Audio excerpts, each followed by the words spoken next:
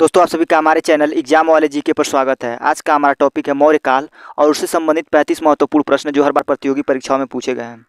तो चलिए शुरू करते हैं कि पहला प्रश्न है कि सांची का स्तूप किस राज्य में स्थित है। तो इसका सही उत्तर होगा ऑप्शन सी, मध्य प्रदेश। सांची का स्तूप मध्य प्रदेश में स्थित है, उसे सम्राट अशोक ने बनवाया था। इससे संबंधित एक महत्वपूर्ण प्रश्न और परीक्षा में पूछा जाता है और वह है कि किस भारतीय नोट पर सांची का स्तूप बना हुआ है। तो इसका सही उत्तर है 200 रुपये के नोट पर। चित्रों में आप देख पा रहे होंगे कि 200 रुपये के नोट पर सांची का स्तूप छपा हुआ है। दूसरा प्रश्न है कि निम्न में से किस शासक का एक अन्य नाम देवनाम प्रियदर्शी भी था। तो इसका सही उत्तर है ऑप्शन ए, अशोक। अशोक के अभिलेखों में उसका एक अन्य नाम देवनाम प्रियदर्शी भी देखने को मिलता है। तीसरा प्रश्न है निम्न में से किसने अशोक को बौद्ध धर्म की दीक्षा दी थी। तो इसका सही उत्तर है ऑप्शन बी, उपगुप्त। कलिंग युद्ध के पश्चात उपगुप्त ने अशोक को बौद्ध धर्म की दीक्षा दी थी। उत्तरी बौद्ध परंपरा के अनुसार ये सम्राट अशोक के धार्मिक गुरु थे और अशोक को बौद्ध धर्म की दीक्षा दी थी। उपगुप्त एक प्रसिद्ध बौद्ध भिक्षु भी थे और बौद्ध ग्रंथों में इन्हें अलक्षणक बुद्ध भी कहा गया है। चौथा प्रश्न है कि निम्न में से किस जानवर का चित्र सारनाथ के अशोक स्तंभ में नहीं है। तो इसका सही उत्तर है ऑप्शन डी, हिरण। हिरण का चित्र हमें सारनाथ के अशोक स्तंभ में देखने को नहीं मिलता है। आइए देखते हैं कि सारनाथ के अशोक स्तंभ में कितने जानवर पाए जाते हैं। तो इसका सही उत्तर है हॉर्स, एलिफेंट, लॉयन और ऑक्स है। अशोक स्तंभ में 4 जानवर HELO हॉर्स, एलिफेंट, लायन और ऑक्स पाए जाते हैं।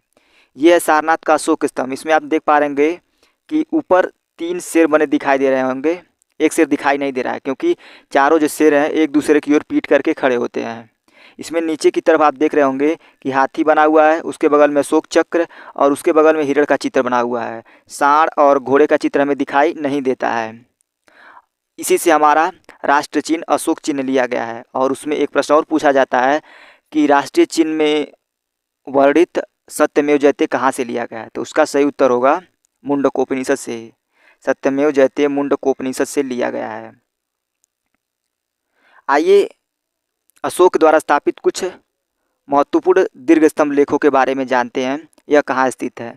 लौरिया, नंदनगढ़ का, रामपुरवा का, वैशाली का, सारनाथ का, सांची का और सांकीसा का। इसमें 2 महत्वपूर्ण स्तंभ लेख हैं, सांकीसा का और सारनाथ का। ये 2 महत्वपूर्ण क्यों हैं? क्योंकि सांकीसा में जो स्तंभ लेख है उस पर हाथी का चित्र बना हुआ है और जो सारनाथ में स्तंभ लेख है उस पर शेर बना है और उसी से हमारा राष्ट्रीय चिन्ह लिया गया है। अशोक के मेजर स्तंभ लेखों में 3 स्तंभ लेखों से महत्वपूर्ण प्रश्न पूछे जाते हैं। पहला है दिल्ली मेरठ का स्तंभ लेख। दिल्ली मेरठ के स्तंभ लेख को दिल्ली से मेरठ फिरोज तुगलक लाया था, यही पूछा जाता है। दूसरा है दिल्ली टोपरा का स्तंभ। इससे पूछा जाता है कि दिल्ली से टोपरा अशोक के स्तंभ लेख को कौन लाया था। तो उसे भी फिरोज तुगलक ही लाया था। और कौशाम्बी से इलाहाबाद अशोक के स्तंभ लेख को कौन लाया था। तो उसका सही उत्तर है जहांगीर। तो इससे यह 3 महत्वपूर्ण प्रश्न पूछे जाते हैं। 5वां प्रश्न है मौर्य समाज 7 वर्गों में विभाजित था, इसका उल्लेख किसमें किया गया है। तो इसका सही उत्तर है ऑप्शन सी, इंडिका। मेगस्थनीज ने अपनी पुस्तक इंडिका में मौर्य समाज को 7 वर्गों में विभाजित किया है, जबकि चाणक्य ने अपनी पुस्तक अर्थशास्त्र में मौर्य समाज को केवल 4 वर्गों में विभाजित किया है। 6वां प्रश्न है कि निम्न में से कौन सा शासक सिकंदर का समकालीन था। तो इसका सही उत्तर है ऑप्शन बी, चंद्रगुप्त मौर्य। चंद्रगुप्त मौर्य ने सिकंदर के सेनापति सेल्यूकस निकेटर को 305 ईसा पूर्व में बीतस्ता के युद्ध में हराया था। 7वां प्रश्न है तृतीय बौद्ध संगीति अशोक के समय में कहाँ हुई थी। तो इसका सही उत्तर है ऑप्शन ए, पाटलिपुत्र। तृतीय बौद्ध संगीति का आयोजन 251 ईसा पूर्व में सम्राट अशोक के शासन काल में पाटलिपुत्र में आयोजित हुई थी और इस बौद्ध संगीति की जो अध्यक्षता थी वह मोगलीपुत्र तिस्य ने की थी। और इसी संगीति में पाली त्रिपिटकों में से एक अभिधम्म पिटक की रचना भी हुई थी। आइए देखते हैं कि तृतीय बौद्ध संगीति का जो आयोजन है इसको आयोजित कौन करता है, इसका आयोजन कहाँ हुआ था और इसके अध्यक्ष कौन थे और किस सन में आयोजित किया था। इसको याद रखने का ट्रिक है अशोक को पटाओ गली नंबर 251 में। अशोक को पटाओ गली नंबर 251 में। इसे आप याद रख पाएंगे कि तृतीय बौद्ध संगीति का आयोजन अशोक के समय में पाटलिपुत्र में मोगलीपुत्र तिस्य की अध्यक्षता में 251 ईसा पूर्व में हुई थी। 8वां प्रश्न है कि मौर्य वंश के बाद किस वंश ने उसकी जगह ली थी। तो इसका सही उत्तर है ऑप्शन डी, शुंग वंश। मौर्य वंश के बाद शुंग वंश ने उसकी जगह ली थी।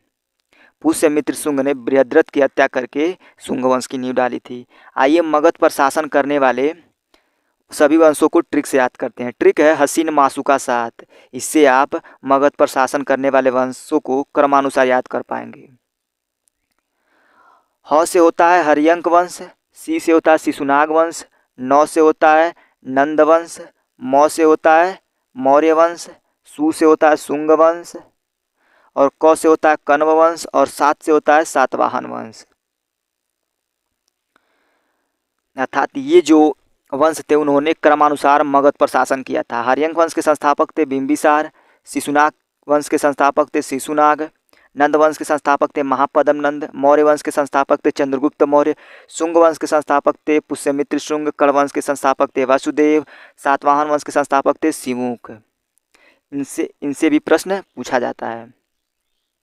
नौवां प्रश्न है कि कलिंग युद्ध का विवरण हमें कहाँ से प्राप्त होता है? तो कलिंग युद्ध का विवरण हमें 13वें शिलालेख द्वारा प्राप्त होता है।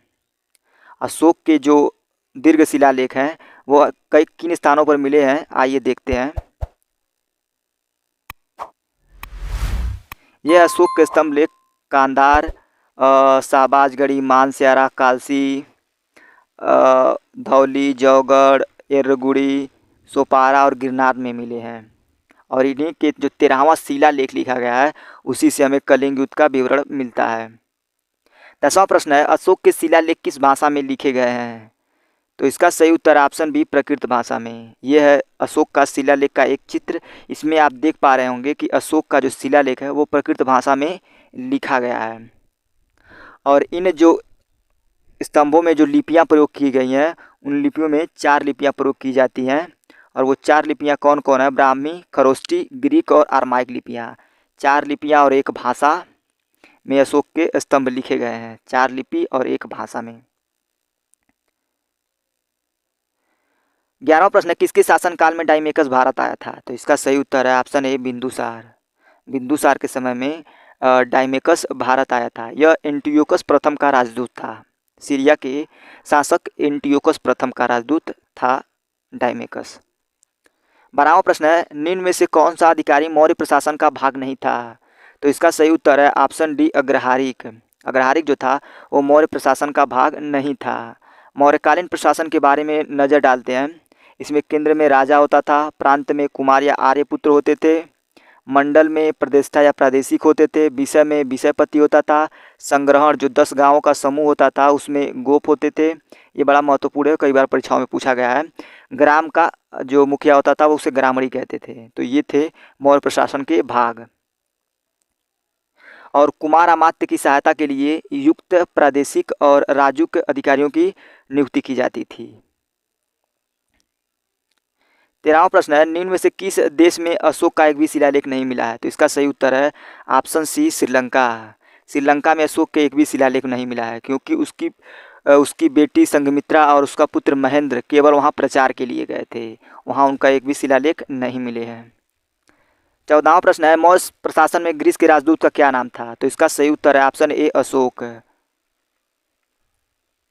ये है मेगास्थनीज का चित्र, आप देख पा रहे होंगे चित्र में। सेल्यूकस निकेटर के राजदूत थे ये और इनकी पुस्तक का नाम है इंडिका, जिससे हमें मौर्य प्रशासन के बारे में जानकारी मिलती है। 15वां प्रश्न है कि चंद्रगुप्त मौर्य ने सेल्यूकस निकेटर को किस वर्ष हराया था? तो इसका सही उत्तर है ऑप्शन सी 305 ईसा पूर्व में बीतस्ता के युद्ध में हराया था। 16वां प्रश्न है अशोक का नाम का उल्लेख किस अभिलेख में मिलता है? तो इसका सही उत्तर है ऑप्शन बी मास्की में। मास्की में बुद्ध शाक के अशोक का नाम मिलता है। यह कर्नाटक के रायचूर जिले में स्थित है और इसमें भी अशोक ने अपना नाम अशोक लिखा है। और इसी शिला के लेख के माध्यम से सम्राट अशोक के दक्षिणी सीमाओं के बारे में जानकारी मिलती है। अशोक नाम का उल्लेख कई अन्य अभिलेखों में भी मिलता है। भाब्रू के अभिलेख में अशोक को त्रिरत्न का पालन करने वाला कहा गया है, बुद्ध धर्म और संघ का पालन करने वाला कहा गया है। मास्की में बुद्ध शाक्य अर्थात बुद्ध का शिष्य अशोक कहा गया है। गुर्जरा में उसका नाम अशोक सीधे लिखा गया है। नेटर में भी उसका नाम सीधे अशोक लिखा गया है। 17वां प्रश्न है कि मौर्य काल में सबसे प्रसिद्ध शिक्षा का केंद्र कौन था? तो इसका सही उत्तर है ऑप्शन ए तक्षशिला। मौर्य काल में सबसे प्रसिद्ध शिक्षा का केंद्र तक्षशिला था।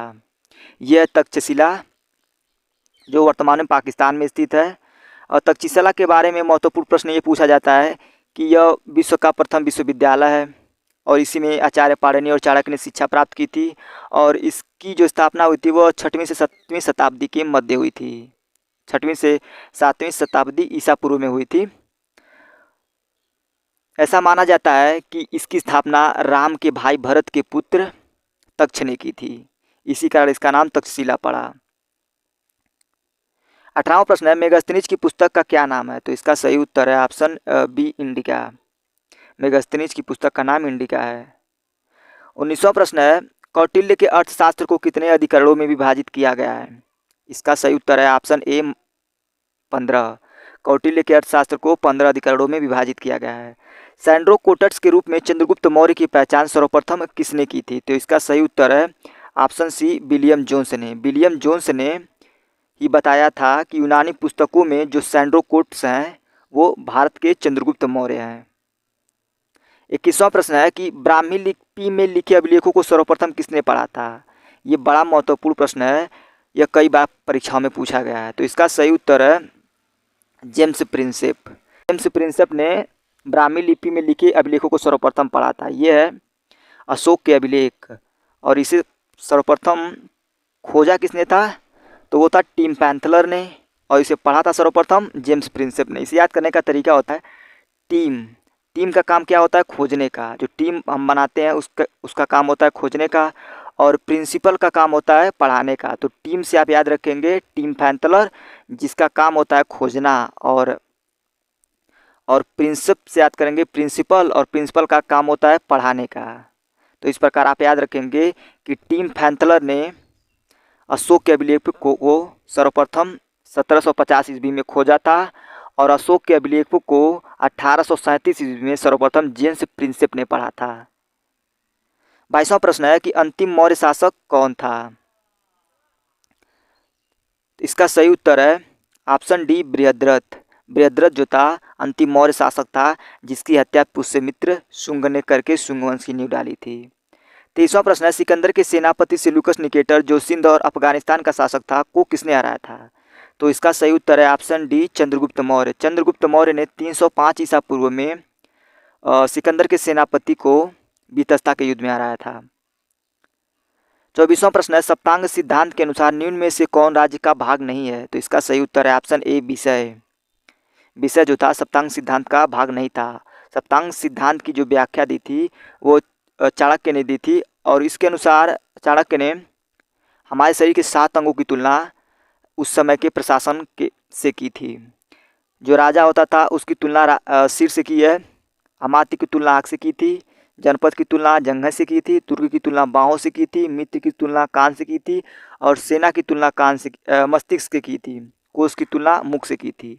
इसे आप याद रखेंगे कि राजा जो सबसे ऊपर होता है उसी प्रकार सिर जो हमारे शरीर में सबसे ऊपर होता है। तो राजा सबसे ऊपर, सिर सबसे ऊपर। अमात्य, अ से अमात्य, अ से आँख, ज से जनपद, ज से जंघा। दुर्ग मतलब होता है किला। किला आप देखेंगे बहुत लंबी लंबी होती हैं, उसी प्रकार हमारे बाँह भी लंबे लंबे होते हैं। तो दुर्ग जो होता था वो बाँह का प्रतीक होता था।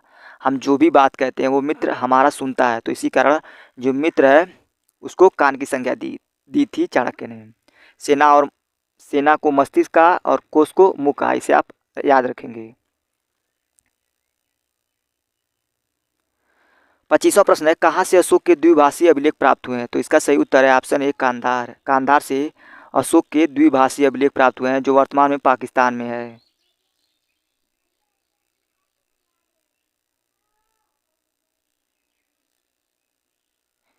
मौर्य काल में सीता से तात्पर्य है? तो इसका सही उत्तर होगा ऑप्शन सी, राजकीय भूमि से प्राप्त आय। मौर्य काल में राजकीय भूमि से प्राप्त आय को सीता कहा जाता था। मौर्यकालीन अर्थव्यवस्था में प्रयुक्त कुछ महत्वपूर्ण शब्दों के बारे में जानते हैं।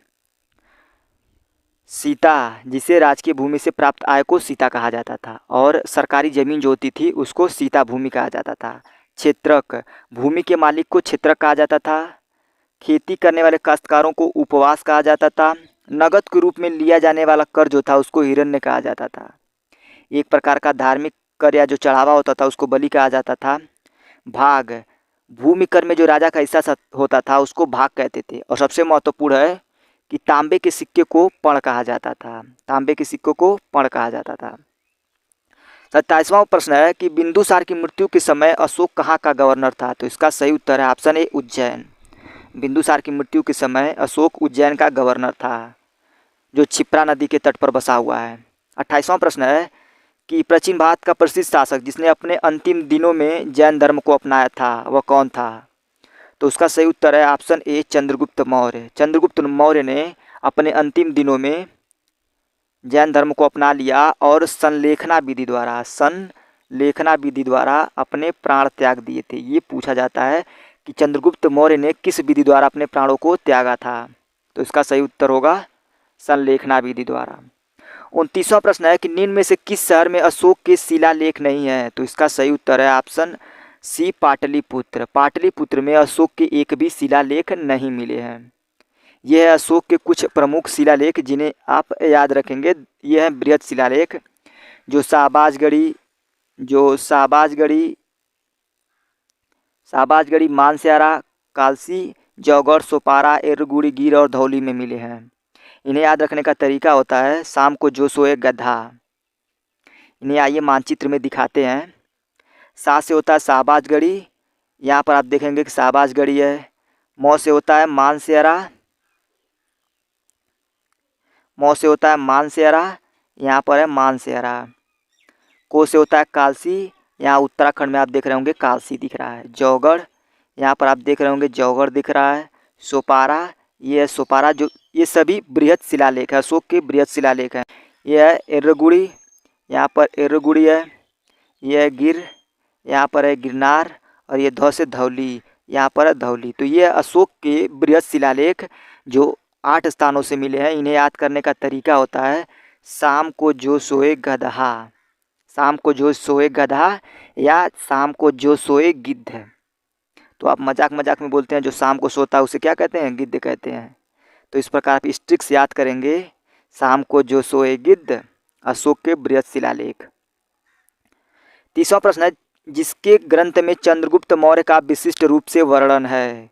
तो इसका सही उत्तर है ऑप्शन सी विशाखदत्त। विशाखदत्त ने अपनी पुस्तक मुद्रा राक्षस में चंद्रगुप्त मौर्य का विशिष्ट रूप से वर्णन किया है। 31वां प्रश्न है किस मौर्य शासक को अमित्रघात के नाम से जाना जाता है? तो इसका सही उत्तर है ऑप्शन ए बिंदुसार। बिंदुसार को अमित्रघात और सिंहसेन के नाम से जाना जाता है। 32वां प्रश्न है किसने पाटलिपुत्र को पालीब्रोथा के नाम से पुकारा है? तो इसका सही उत्तर है ऑप्शन ए मेगास्थनीज।